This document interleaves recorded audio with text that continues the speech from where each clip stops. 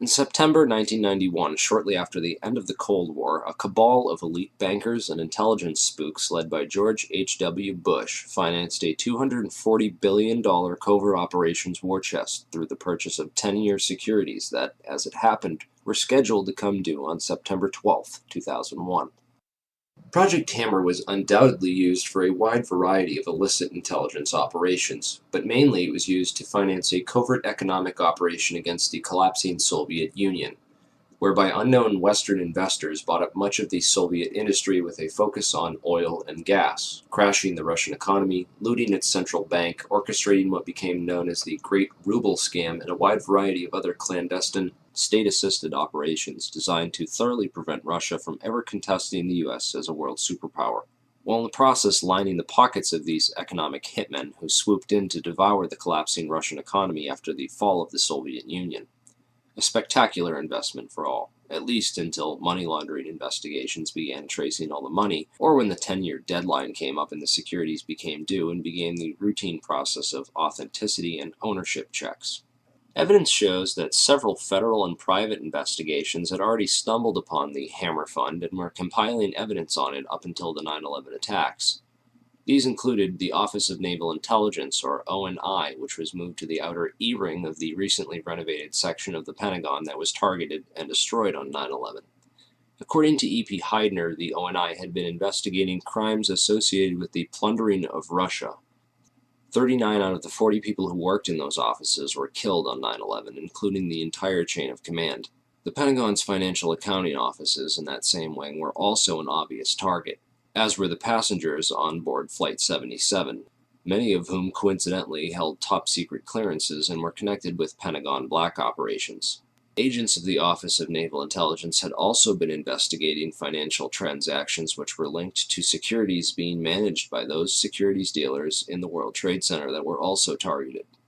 31% of the 125 fatalities in the Pentagon were from the Naval Command Center that housed the Office of Naval Intelligence. 41% of the fatalities in the Twin Towers came from two companies that managed U.S. government securities, Cantor Fitzgerald and Eurobrokers. There were three major security brokers in the World Trade Center: Cantor Fitzgerald, Eurobrokers, and Garbin Intercapital. At 8:46 on the morning of September 11th, Flight 11 flew directly into Marsh & McLennan's secure computer room in the North Tower, right below the floor on which Cantor Fitzgerald was situated.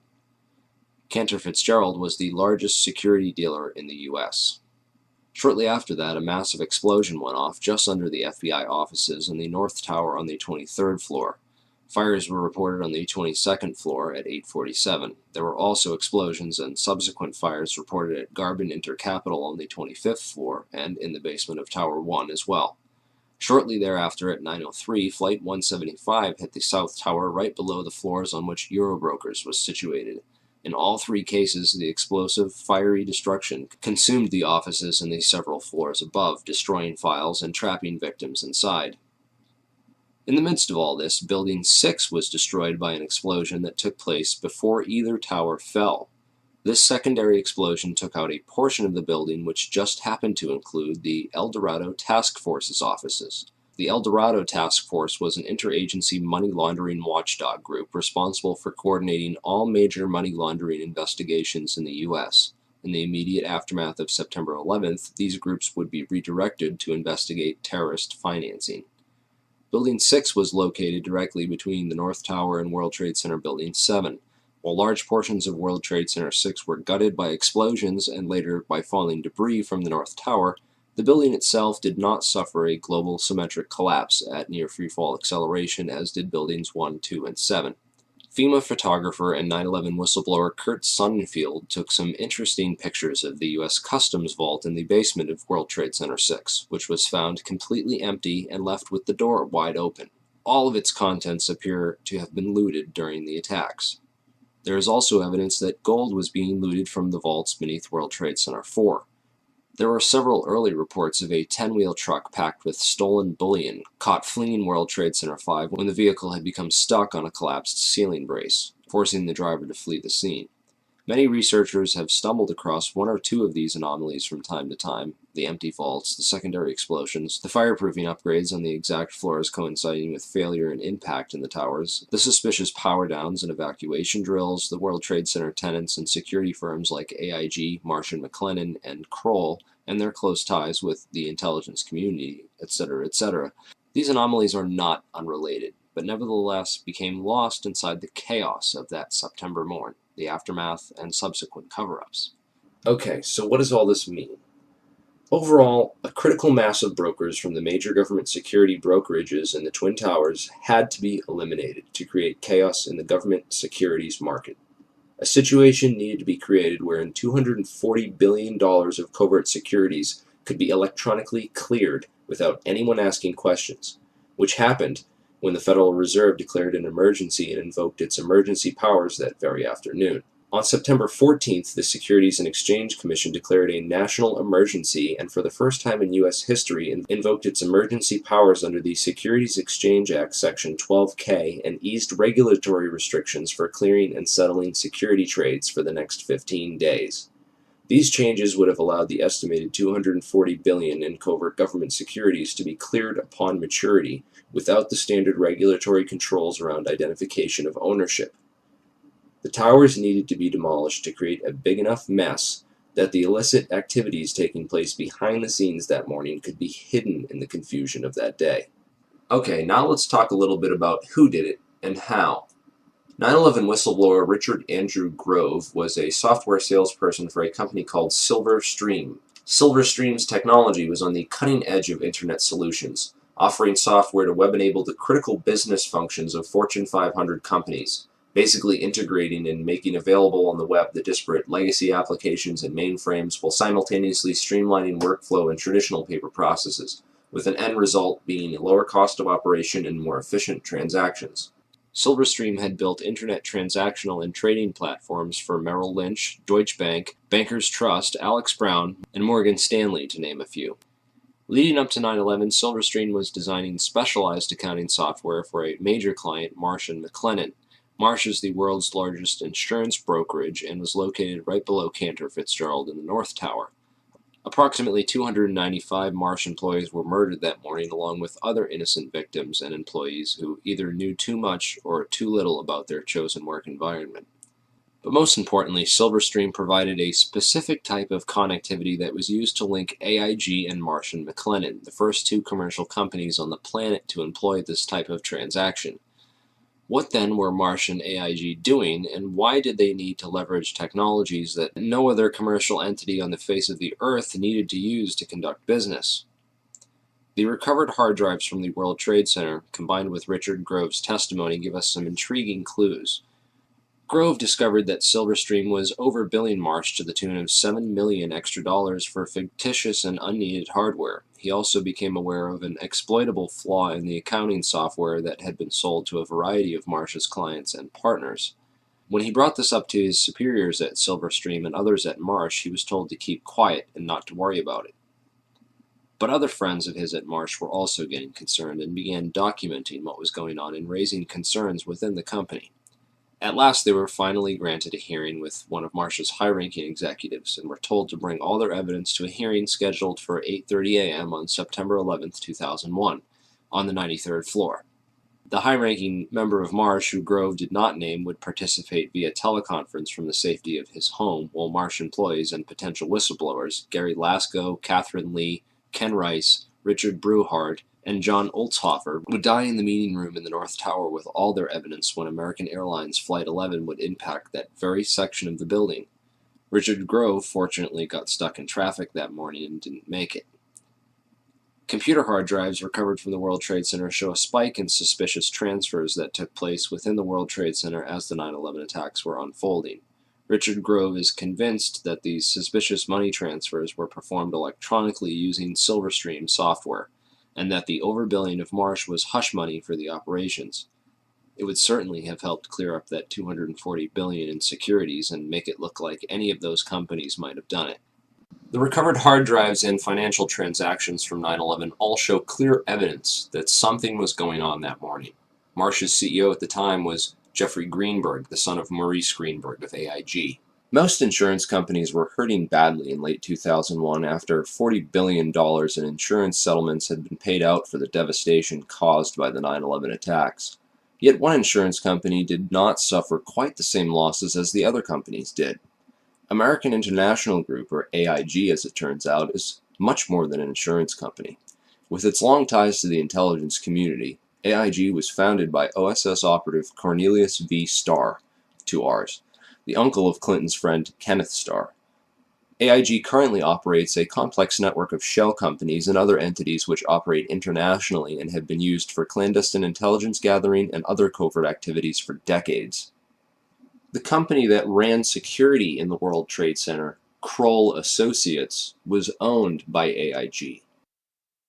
The CEO of AIG on 9/11 was a guy named Morris Greenberg, who was actually nominated for the position of Director of Central Intelligence after he authored a report for the Council on Foreign Relations, of which he is a high-ranking member, where he advocated that FBI and Drug Enforcement Agency agents operating abroad should not be allowed to act independently of either the ambassador or the CIA, lest pursuit of evidence or individuals for prosecution cause major foreign policy problems or complicate ongoing intelligence and diplomatic activities. Of course, this type of policy is essentially a continuation of things like Executive Order 12333 and the CIA-assisted Contra cocaine trafficking that went on as an immediate result. These backdoor agreements open the floodgates for government drug money laundering and narco-trafficking. Former LAPD narcotics detective turned whistleblower Michael Rupert has written a series of excellent articles documenting AIG's involvement in drug money laundering, undoubtedly revealing yet another motive for the invasion of Afghanistan, a country which currently produces over 90% of the world's heroin supply. Drugs are arguably the most profitable commodity on the entire international market, and drug money was undoubtedly a motive behind the invasion of Afghanistan and consequently the 9/11 attacks. While companies like AIG launder the drug money for big banks, the actual drug production and trafficking can be traced back to the same Iran-Contra affiliates like Richard Armitage and Frank Carlucci. Unfortunately, that rabbit hole is a bit too deep and off-topic to get into here. I will mention that DynCorp was heavily involved, as well as Stewart Air Force Base in upstate New York, where the two flights out of Boston crossed paths simultaneously and shut off their transponders before making their way to the Twin Towers. Many researchers believe that the MENA operation was moved to Stewart Air Force Base after Barry Seal got whacked.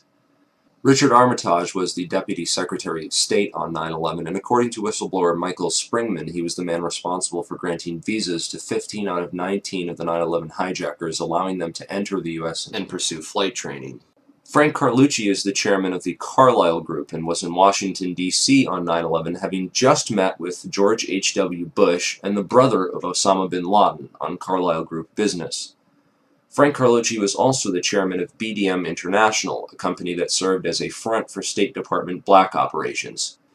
Frank Carlucci's employees at BDM International left to take charge of Stratesec, the World Trade Center and airport security firm. Corporate Operating Officer Barry W. McDaniel, an ex-military expert in logistics and materials distribution, and CEO Wirt Dexter Walker III, who is a distant Bush cousin from the Herbert Walker line, with an extensive history of managing CIA front companies. Marvin Bush, the president's brother, was also a board member at Stratesec, although Stratesec maintained contracts for security upgrades which were set to expire on September 11, 2001. They were not the company officially charged with World Trade Center security. This role was assigned to a risk management firm called Kroll Associates. Kroll's chairman, Jerome Hauer, was a longtime personal friend of ex-FBI counterterrorism expert John O'Neill and was responsible for O'Neill's appointment as head of security for the World Trade Center just a few days prior to the 9/11 attacks. O'Neill was the world's leading expert on Osama bin Laden and al-Qaeda and was a potential 9/11 whistleblower with hard evidence of White House complicity in the protection and shielding of the 9/11 hijackers from all means of federal investigation. Al-Qaeda hijacking suspects were flagged by the Able Danger terrorist tracking program, which was also shut down by the White House. Able Danger whistleblower Anthony Schaefer claims the U.S. government destroyed over 6 terabytes of data related to Able Danger, which he also claims identified 9/11 ringleader Mohammed Atta as early as February of 2000. Those atop the chain of command in the White House, military, and intelligence establishment deliberately ignored all the warning signs of an impending attack. a clever strategy of plausible deniability which also served to portray those in charge as incompetent rather than complicit. In every major head throughout the chain of command on 9/11, from NORAD to the military, we see a repeated theme of complicity through negligence or incompetence. After 9/11, failure and incompetence was rewarded, and whistleblowers were silenced. Combined with the fact that 6 corporations control 90% of the media, and CIA operations like Mockingbird admit to taking over and subverting our US media, we can understand how such a big lie could have been kept from the American public for so long. But if you stop and take the time to do your research, you'll find all the evidence is there, hidden beneath a mountain of disinfo and lies.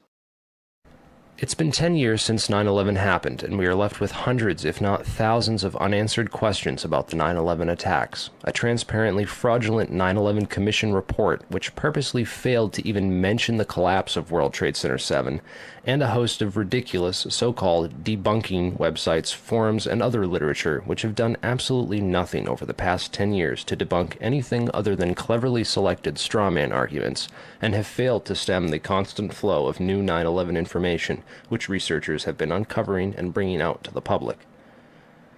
Instead, they continue to label truth seekers, including family members of people who died on 9/11, as conspiracy theorists, and devise clever propaganda designed to prevent the general public from looking any further into the evidence or the actual claims of the so-called conspiracy theorists.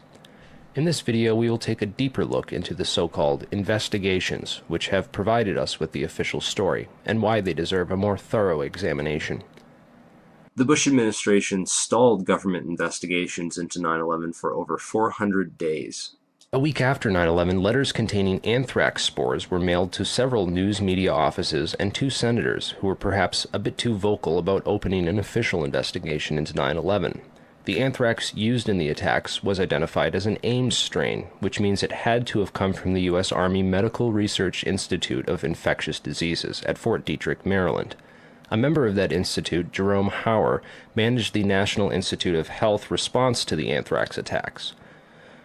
Coincidentally, Hauer also warned the White House to start taking Cipro, an antibiotic which is effective against anthrax, a week before the attacks.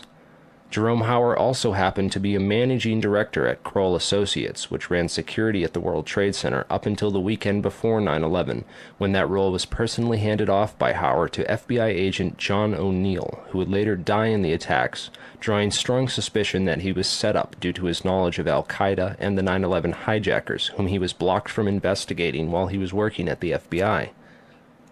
In January 2002, President Bush personally asked Senate Majority Leader Tom Daschle to limit the congressional investigation into the events of September 11th. The Bush administration only formed the 9/11 Commission after being prodded by the victims' families, who lobbied Congress for over a year to open the investigations. When the Bush administration finally did open a 9/11 investigation, it was described by some members as set up to fail. The President has said only a minority of the Commission can see a minority of the documents, and then they have to clear what they're going to say to the rest of the Commission with the White House. If you're one of those 4 that gets to see these documents, would that change your opinion? No. They don't want any more eyeballs to see their documents than they can possibly get away with. It's a scam. It's absolutely disgusting. They even attempted to appoint Henry Kissinger, a known cover-up mastermind, as head commissioner. He resigned after victims' family members asked him sensitive questions about his connections to the bin Laden family and the Carlyle Group. Philip Zelikow wrote the conclusions for the report before the investigation ever began, and even then any areas which did not support the official story were neither mentioned nor investigated by the 9/11 Commission. 6 out of 10 members of that commission have discussed on record how the government lied about the official story, and 70% of the questions posed by the victims' families were never answered or officially investigated. It's important to look at what happened to the evidence from 9/11. The day of 9/11, most of the FBI was in Monterey, California on an agency retreat. Let's go to our State Department correspondent, Andrea Mitchell. Andrea, what can you tell us? Well, this from the FBI. The State Department has been evacuated. There was a meeting going on in the Operations Center. Other top officials were in the Situation Room at the White House. Colin Powell is in Bogota, Colombia, on a 2-day trip. But this very interesting information, Katie, Matt, and Tom, from the FBI, they had been operating a massive exercise from their hostage rescue unit All of their top teams, about 50 personnel, helicopters, equipment, were in Monterey, California for the last 2 days, scheduled to fly back today commercially. So all of those people are out of place. It's fair to say, according to sources that we've talked to here at NBC, that the FBI rescue operations and other FBI operations are really in chaos right now because they can't reach their officials in New York.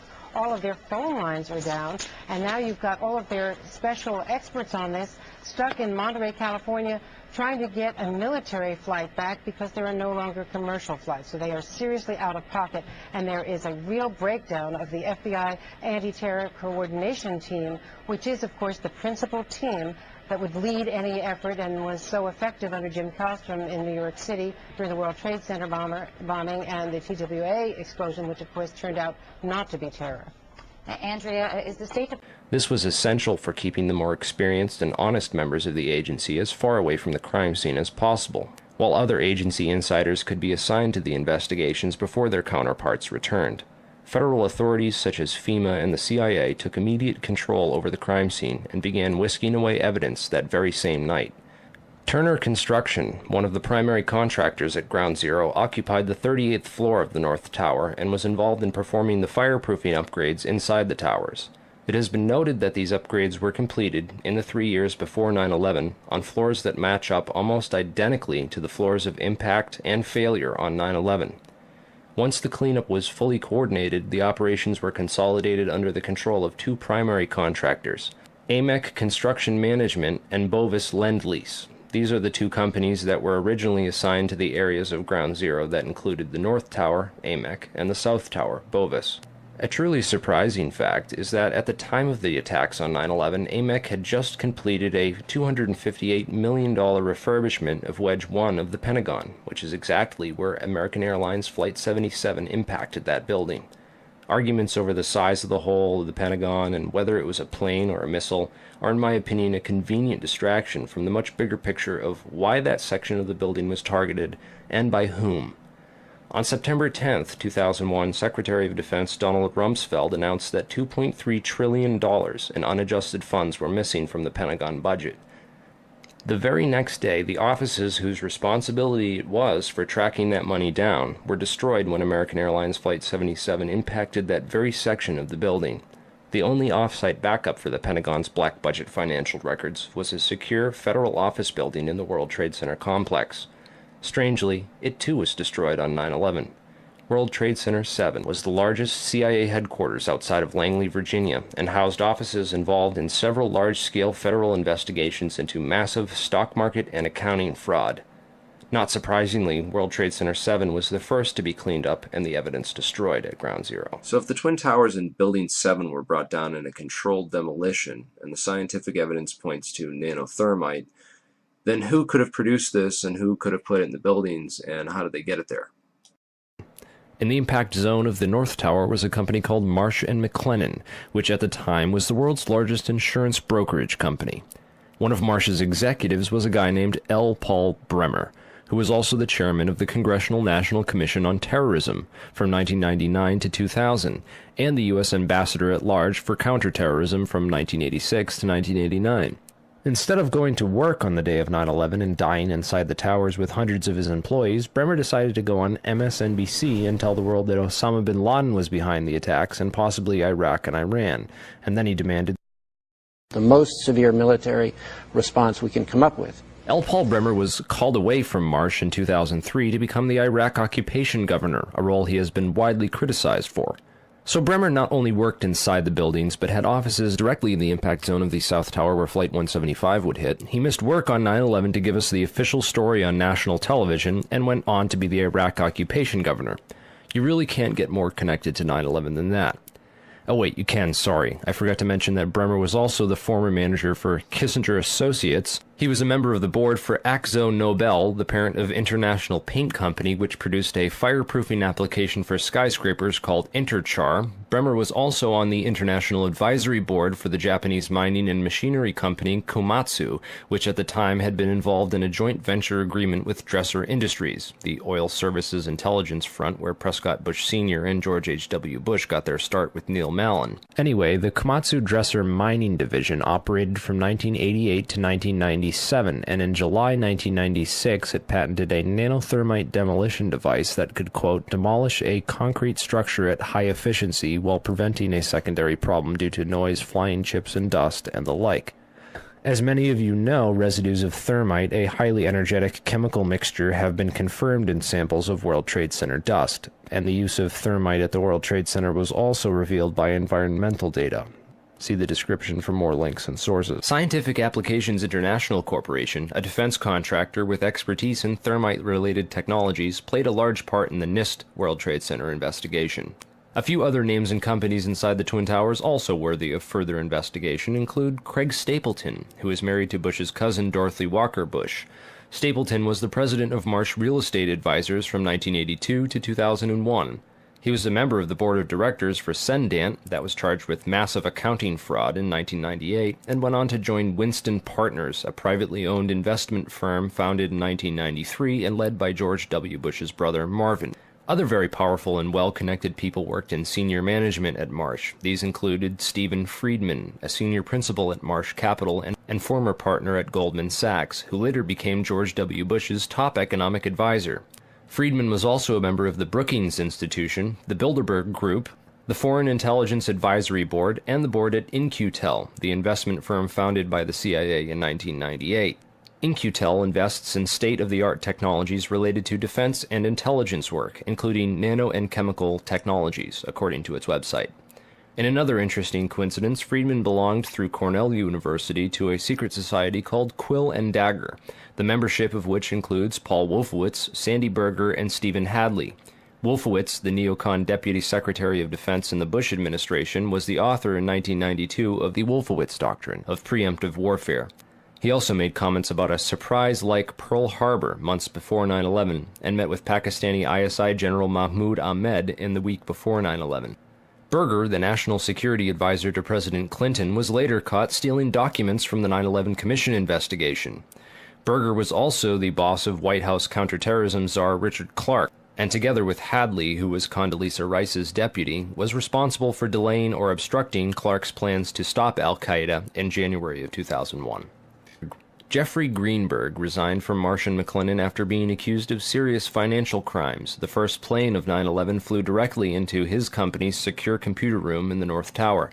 Jeffrey Greenberg is a member of the Brookings Institution and the Trilateral Commission. Jeffrey Greenberg rose quickly through management at Marsh, having come there directly from AIG in 1995, and then becoming CEO just 4 years later.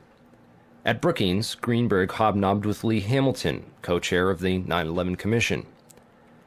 There's also Jim Pierce, another Bush cousin, who was managing director of Aon Corporation, who, according to the NIST report, modified unknown sections of Floor 83 in the South Tower in 1997. Jim Pierce had arranged a meeting on the 105th floor of the South Tower for that morning. Pierce survived that day, despite the fact that 12 people came to the meeting in the South Tower and 11 of them died. The location of the meeting had been changed the night before to the Millennium Hotel, where Pierce watched the South Tower as it was hit by the aircraft. Apparently, the meeting attendees were not all notified of the change in location. Another interesting character is Joseph Kasputis, of Baseline Financial Service, which occupied the impact zone of the South Tower on floors 77 and 78, where United Airlines 175 impacted. Kasputis has a history of being well connected to the highest levels of government, as well as to the defense and intelligence industries. Kasputis worked from 1972 to 1977 for the U.S. Department of Commerce and Defense. He was also the deputy director of Nixon's White House task force that dealt with the Arab oil embargo of 1973, and was instrumental in the creation of the Department of Energy. Kasputis went on to run a large corporation called Primark that had offices in both towers on 9/11. One of the subsidiaries of Primark, the Analytical Sciences Corporation, TASC, worked with so-called black or top-secret programs. TASC also worked closely with the National Institute of Standards and Technology. Kasputis was also a member of the Logistics Management Institute, LMI, whose members included Paul Kaminsky of In-Q-Tel and General Dynamics, Charles DiBona of Halliburton, Skull and Bones member Joseph Samuel Nye, and Michael Daniels of Scientific Applications International Corporation. LMI's self-proclaimed role is advancing the science of government. Casputi's connections to the DOE from 1977 through at least 1997 are interesting, considering that the DOE was developing thermite ignition devices as early as 1983. Joseph Casputes went on to become the CEO of Baseline Financial Services, which was directly in the impact zone on the 78th floor of the South Tower. According to NIST, Casputes Baseline Financial modified the southeast corner of Floor 78 in 1999, exactly where the aircraft hit on 9/11. Floors 77 and 78 were upgraded for fireproofing in June and April of 1998, respectively. Another company of interest on Floor 91, just above the impact zone for the South Tower, was Washington Group International. This company was known primarily as a construction and mining firm, and it had just acquired Raytheon Engineers in July of 2000. In 1996, Washington took over Morrison Knudsen, an engineering and construction firm that had a history of working on large-scale projects around the world, including in China, Iran, Afghanistan, and Saudi Arabia. The Army Corps of Engineers hired Morrison Knudsen to demolish over 200 buildings in 1995. One of the DOE facilities for which Washington was responsible well before 9/11 was the Savannah River site near Aiken, South Carolina. In February of 1997, Lawrence Livermore National Labs and the Savannah River site signed an agreement of cooperation to share technology.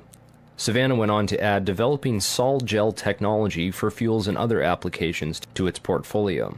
Sol gel technology is utilized by Lawrence Livermore National Laboratories for making nanothermites. In another coincidence, Savannah River Technology staff participated in the search and rescue operations at Ground Zero by providing unique tools. Just before 9/11, Washington was going through a tough time financially and sought Chapter 11 bankruptcy protection. Securities and Exchange Commission documents show that Washington made court-ordered pre-petition payments as part of these proceedings to a number of companies, including Komatsu. Washington also made payments to Greenhorn and Omara, whose employee, Teresa McAllister, was a lead author of the FEMA and NIST reports on the World Trade Center disaster, and to Sumitomo Bank, which was closely allied with Komatsu. Building 7 was a 47-story federal office building in the World Trade Center site, which collapsed at 5:20 p.m. on the afternoon of 9/11. This building was home to the CIA, in fact, the largest CIA headquarters outside of Langley, Virginia. It also housed offices for the Secret Service and the Securities and Exchange Commission. One of the most interesting tenants, however, was then Mayor Giuliani's Office of Emergency Management and its Emergency Command Center on the 23rd floor. This floor received $15 million worth of renovations, including independent and secure air and water supplies, and bullet and bomb-resistant windows designed to withstand 200-mile-per-hour winds. Mayor Giuliani was a former U.S. prosecutor for the South District of New York from 1983 to 1989, who was in charge of investigating the terrorist financing Bank of Credit and Commerce International. After he left his job as a prosecutor to start a political career, he worked for a law firm called White & Case that actually represented BCCI. So he went from prosecuting the BCCI to working for a law firm which defended the BCCI. This was likely his foot in the door of this underground corporate criminal network. Giuliani would later help to destroy all the crime scene evidence from Ground Zero. Giuliani's sidekick on 9/11 was Police Commissioner Bernard Kerik, who appeared to be coaching some of Rudy's actions that day, keeping him away from the media and even answering questions for him about explosives in the buildings. In fact, Bernard Kerik gave us the first official government pronouncement that no explosives were involved in the destruction of the World Trade Center buildings. Kerik's department was also the same one that found that pristine, completely undamaged hijacker's passport, which survived a plane impact, and Fireball, which destroyed 2 titanium black boxes and 3 towers. Yeah, Kerik would later receive a nomination from President Bush to become Director of Homeland Security, which he declined for personal and political reasons, and instead took a job training the Iraqi police force in Iraq alongside L. Paul Bremer. Both men are credited for turning Iraq into the unwinnable quagmire it is today. In February of 2010, Kerik was sentenced to 4 years in federal prison for conspiracy and fraud charges, unrelated to the crimes of 9/11, unfortunately, but it still goes to show you what kind of person he is. Definitely the kind of person you'd want inside the New York City police force during a staged event like 9/11. And lastly, we have the Pentagon. It's certainly peculiar, to say the least, that al-Qaeda terrorists hell-bent on destroying the USA would not crash their plane into the north wing of the Pentagon, where all the most important offices were, like Donald Rumsfeld, John Ashcroft, etc., and that they would instead choose to target the one section of the Pentagon that had most recently been refurbished to withstand missile impacts. It's also interesting to note that the company which completed the $258 million refurbishment to Wedge 1 of the Pentagon was also hired as a contractor to clean up Ground Zero in New York City. Wedge 1 also coincidentally housed the Pentagon's Budget Analyst Office, where DoD staffers were working on the mystery of the $2.3 trillion that was reported missing by Defense Secretary Donald Rumsfeld in a press conference the day before 9/11. The Pentagon's comptroller in charge of that money at the time was an interesting fellow named Dov Zakheim, a member of the Council on Foreign Relations, the International Institute for Strategic Studies, and a contributor to the neocon think tank Project for the New American Century. Zakheim helped write the PNAC document Rebuilding America's Defenses, in which he is credited for the line which states, "Further, the process of transformation, even if it brings revolutionary change, is likely to be a long one, absent some catastrophic and catalyzing event, like a new Pearl Harbor." Several members of the Bush administration, including President Bush himself, would later refer to 9/11 as a new Pearl Harbor. A respected and established voice in the intelligence community, his views were eagerly accepted. And Dov went from his position at Systems Planning Corporation to become the comptroller of the Pentagon in May of 2001. Perhaps not so coincidentally, it was an SPC subsidiary, Tridata Corporation, that oversaw the investigation after the terrorist attacks on the World Trade Center in 1993. SPC, according to their official website, specializes in many areas of defense technology production and manufacture, including a system developed by their radar physics group called the Flight Termination System, or FTS. This is a system used to destroy target drones, craft that would be fired on by test aircraft or weaponry, in the event of malfunctions or misses. This highly sophisticated wargame technology allows the control of several drones from a remote location on varying frequencies and has a range of several hundred miles. This technology can be used on many different types of aircraft, including large passenger jets.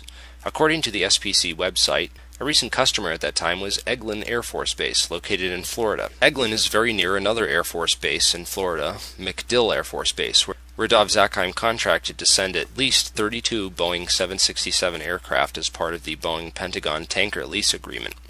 As the events of September 11, 2001 occurred, little was mentioned about these strange coincidences and the proximity of Dov Zakheim and his group. Since there was little physical evidence remaining after the events, investigators were only left with photographic and anecdotal evidence. This is a photograph of the Flight Termination System module from their site. Note it has a cylindrical shape and is consistent with the size and shape of the object observed under the fuselage of Flight 175. The Boeing lease deal involved the replacement of the aging KC-135 tanker fleet with these smaller, more efficient Boeing 767s, which were to be leased by Dov Zakheim's group. The planes were to be refitted with refueling equipment, including lines and nozzle assemblies. In this enlargement of Flight 175, we can clearly see a cylindrical object under the fuselage and a structure that appears to be attached to the right underside of the rear fuselage section.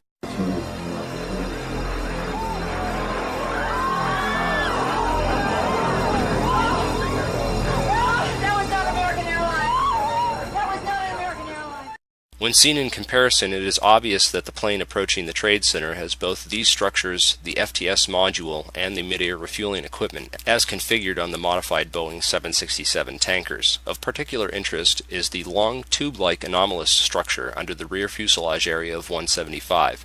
This structure runs along the right rear bottom of the plane. The equipment attached to the underside of the plane which hit the World Trade Center is identical in every single way to the Boeing 767s issued by Dov Zakheim. Whoa, whoa, whoa. Bring it back. The video you're watching now came from Loose Change First Edition. Did you catch that? It appears to show the FTS pod self-destructing just before impact.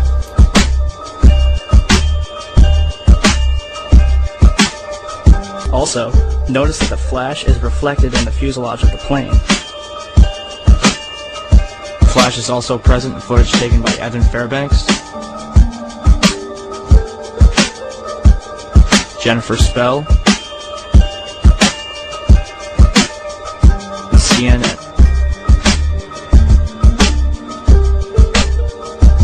Al-Qaeda certainly couldn't have this equipment at Logan International Airport. And even if they did, the flight crew would have noticed it. So where did this plane come from?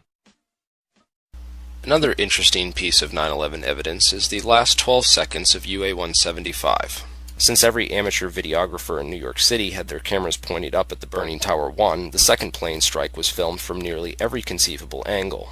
Expert analysis of this plane leads to some startling revelations. First, there is the expertly controlled flight characteristics of this plane. During its last 12 seconds of flight, UA-175 made a single corrective maneuver so perfectly timed and executed that it's unlikely it was piloted by human hands. One of the things that jumped out at me when I looked at the footage of the video of Flight 175 as it went into the World Trade Center is it appeared to me that there was something on the under fuselage of that aircraft that did not belong there, at least not with a commercial airliner. Now, I'll tell you where I have seen attachments that look like that on military aircraft. So the question we have to answer now is, was that the commercial airliner that hit the World Trade Center, or possibly was it an aircraft that looked very similar but was a military type airplane? All the recorded sources, all the different photographic evidence that was produced by CNN and ABC, they all show this pod. It's there. You can see it with your own eyes. And in my professional opinion, that there was a pod attached to the bottom of that aircraft, and therefore it was not United Airlines Flight 175. If you take a careful look at the flight paths of American Airlines 11 and UA-175, the two flights that took off from Boston's Logan Airport and crashed into the Twin Towers, you'll find a major clue. Not only did both these planes cross paths directly over Stewart Air Force Base, but they did so at the exact same time. Another odd synchronicity is Flight 93, which had been sitting on the tarmac delayed at the airport for nearly 40 minutes with no explanation. Originally scheduled to take off at 8:01 a.m., it was delayed until the moment that Flight AA-11 crashed into the North Tower at 8:43 a.m. Another interesting piece of evidence that ties Stewart Air Force Base to the center of this 9/11 conspiracy is the white mystery planes spotted over Washington and the Pentagon. Through careful investigation, we've been able to map out the flight paths of these two ominous aircraft, which have been identified as E-4Bs, a type of aircraft that the military uses as mobile command posts. What concerns me is that both of these aircraft took off from and landed at Stewart Air Force Base. Another interesting coincidence I found was that Flight 93 turned around directly over Hopkins Airport, and Flight 77 turned around directly over Tri-State Airport. Webster Tarpley has done some of the most thorough research into the wargame exercises that were taking place on the day of 9/11. But this white mystery plane, the Doomsday plane, what was it doing over the Pentagon and the White House on 9/11? Who was flying in that plane? What were they doing? Being the comptroller for the Pentagon and the chief financial officer, you have to kind of wonder what Dov Zakheim was doing on 9/11. And what his connections were to the $2.3 trillion that were missing from the Pentagon the day before 9/11. If anything, the individuals and organizations outlined in this video are at least as suspicious as the 19 hijackers themselves. They have nothing on us. I don't shoot. Book 'em, Dano.